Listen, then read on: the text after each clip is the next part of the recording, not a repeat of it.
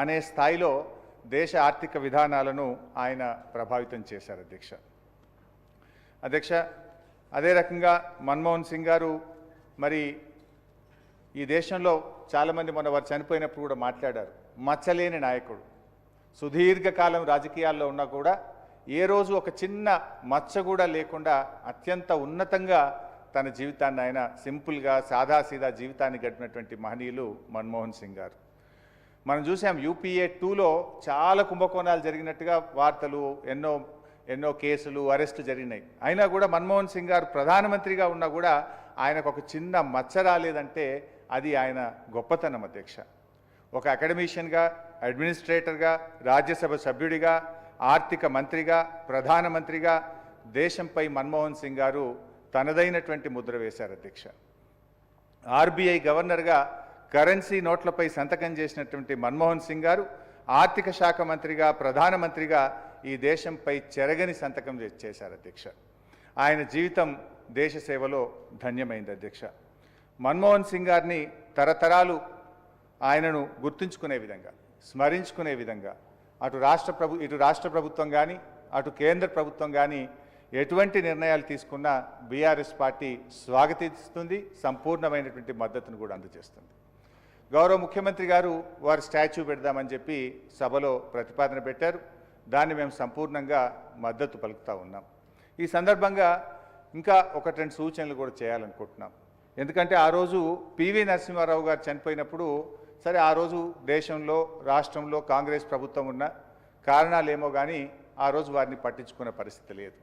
తెలంగాణ రాష్ట్ర తొలి ముఖ్యమంత్రి కేసీఆర్ గారు మన రాష్ట్రంలో ప్రభుత్వం ఏర్పడ్డ తర్వాత మనము PV ఘాట్ని ఏర్పాటు చేసుకోవడం, PV గారి విగ్రహాన్ని ఏర్పాటు చేసుకోవడం, PV గారి పేరు మీద ఒక యూనివర్సిటీని ఏర్పాటు చేసుకోవడం, మన శాసనసభలో PV గారి నిలువెత్తు విగ్రహాన్ని ఏర్పాటు చేసుకోవడం, నెక్లెస్ రోడ్డుకు PV గారి పేరును పెట్టడం, PV గారి జయంతి వర్ధంతిని అధికారికంగా జరిపించుకోవడం, అలాగే PV గారి 100 సంవత్సరాల జయంతి ఉత్సవాలను కూడా అత్యంత ఘనంగా జరుపుకున్నటువంటి ఇలా ఎన్నెన్నో కార్యక్రమాలు PV గారి ఖ్యాతిని చాటుకునే విధంగా ఆనాటి బీఆర్ఎస్ ప్రభుత్వం, ఆనాటి ముఖ్యమంత్రి కేసీఆర్ గారు అత్యంత అద్భుతంగా జరిపి మన PV మన టీవీ అనే విధంగా మనం ఆ రోజు ఆయనను ఎంతో గొప్పగా చేసుకున్నాం అధ్యక్ష.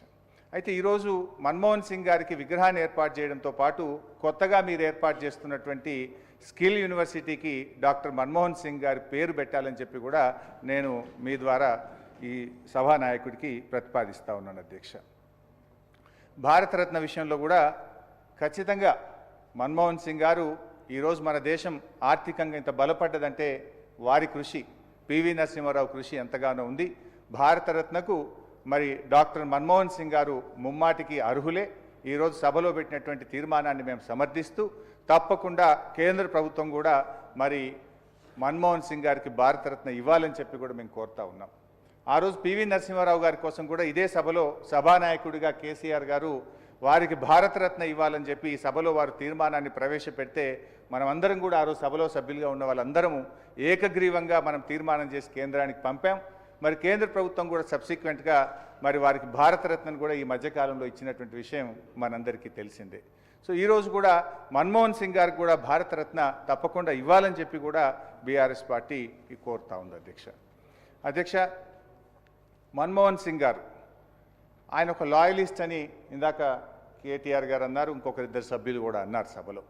ఎస్ అధ్యక్ష, అంటే మనిషి గొప్పతనం ఎప్పుడు తెలుస్తుందంటే అధికారంలో ఉన్నప్పుడే కాదు, కొన్ని చేదు అనుభవాలు జరిగినప్పుడు కూడా దాన్ని భరించుకొని ఎవరైతే గట్టిగా నిలబడతారో అప్పుడే మనిషి యొక్క ఔన్నత్యము, గొప్పతనము, ఆ లాయలిస్ట్ అనేటువంటిది కూడా బయటకు వస్తుంది. మన్మోహన్ సింగ్ గారిని మౌన ముని అని కూడా చాలామంది సభ్యులు కూడా మాట్లాడారు. దేశవ్యాప్తంగా కూడా ఎంతోమంది చెప్తూ ఉంటారు అధ్యక్ష. ఒకటి రెండు సందర్భాలు కూడా నేను ఈ సందర్భంగా ఆయన గొప్పతనాన్ని చెప్పేటువంటి క్రమంలో గుర్తు చేయాలనుకుంటున్నాను అధ్యక్ష. 5 ఏళ్ళు అప్పుడు మైనార్టీ ప్రభుత్వాన్ని PV నరసింహారావు గారు సక్సెస్ఫుల్గా నడిపారు. దాంట్లో ఆర్థిక మంత్రిగా మన్మోహన్ సింగ్ గారు పనిచేశారు. వారిద్దరు కూడా PV గారు, మన్మోహన్ సింగ్ గారు చాలా అద్భుతంగా ఈ దేశాన్ని ఒక గాడి తప్పినటువంటి ఆర్థిక వ్యవస్థను గాడిలోకి తెచ్చి ఎంతో గొప్పగా వారిద్దరూ పనిచేశారు అధ్యక్ష. సరే 5 ఏళ్ల తర్వాత కాంగ్రెస్ పార్టీ ఓటమి పాలైంది. అయితే కాంగ్రెస్ ఓటమికి ఎందుకు ఓడిపోయింది అని తెలుసుకోవడానికి అప్పుడు ఏఐసిసి యాంటోనీ కమిటీ ఒకటి వేయడం జరిగింది. యాంటోనీ కమిటీ ఓ రిపోర్ట్ ఇచ్చింది అధ్యక్ష. ఏమని ఇచ్చిందంటే కాంగ్రెస్ ఓటమికి పివి నరసింహారావు గారు, మన్మోహన్ సింగ్ గారి ఆర్థిక విధానాలు కూడా ఒక కారణమని యాంటోనీ కమిటీ రిపోర్ట్ ఇచ్చింది అధ్యక్ష. ఆ రిపోర్ట్ వచ్చినప్పుడు కాంగ్రెస్ వర్కింగ్ కమిటీలో చర్చ పెట్టినారు ఆ రిపోర్ట్ను. ఆ రిపోర్ట్ వచ్చినప్పుడు మన్మోహన్ సింగ్ గారు కంట తడిపెట్టారు, కానీ ఒక్క మాట మాట్లాడలేదు. ఆయన ఒక్క అడుగు కూడా, ఒక అంగుళం కూడా పక్కకు జరగకుండా అదే లాయలిస్ట్గా ఆయన పనిచేసినారు. ఇది ఆ రోజుల్లో పత్రికల్లో, టీవీల్లో పెద్ద వార్త వచ్చింది. ఏఐసిసి మీటింగ్లో మన్మోహన్ సింగ్ గారు కంట తడిపెట్టారనేటువంటి వార్త దేశంలో పెద్ద చర్చకు దారితీసింది. కానీ ఆయన నన్ను తప్పుబట్టారు అని చెప్పి ఆయన విమర్శించడమో, ఒక మాట కాంగ్రెస్ పార్టీకి వ్యతిరేకంగానో ఆ రోజు ఒక్క మాట కూడా మాట్లాడినటువంటి వ్యక్తి, ఆయనలో ఎంత గొప్పతనం, ఆయన లాయలిస్ట్ అనడానికి కూడా ఒక ఉదాహరణ మనం చెప్పుకోవచ్చు అధ్యక్ష. అదేవిధంగా ఇంకొక సందర్భం కూడా ఉంది అధ్యక్ష. అప్పుడు లాలూ ప్రసాద్ యాదవ్ గారు యూపీఏ భాగస్వామిగా ఉండే, వారికి 2 ఏళ్ల జైలు శిక్ష పడ్డది. సరే, యూపీఏ ప్రభుత్వం అప్పుడు వారికి మరి